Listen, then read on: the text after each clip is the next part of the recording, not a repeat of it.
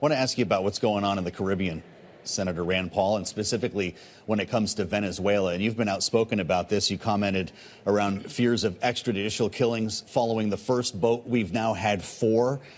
Your concern about the president's actions here, is he looking for regime change in Venezuela?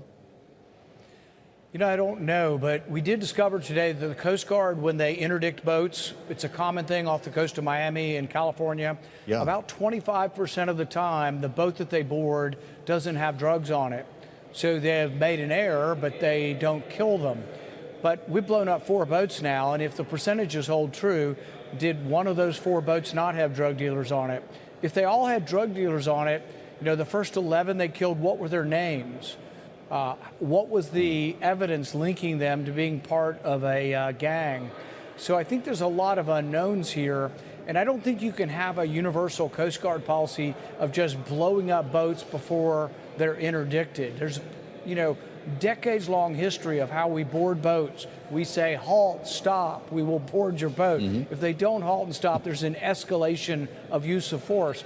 But we don't just blow ships up. So there is a real problem, and yes, I think it might lead to regime change. And some of the more skeptical among us think that maybe this is a provocation to lead to real regime change, a provocation to get the Venezuelans to react so we can then insert the military. I hope that's not true. Well, I know you're very familiar with these rules as chairman of the Senate Homeland Security Committee, and there's been a question more recently about whether there's a congressional answer to this. Would you support a War Powers Act with eyes on Venezuela? Yes, I will co-sponsor the War Powers Act later this week, and we will be discussing this on the floor. I think it's one of the most important debates we have. And the idea that you can kill someone who you don't know their name and has had no process at all. People say, oh, you're going to give due process to fentanyl killers and all of this.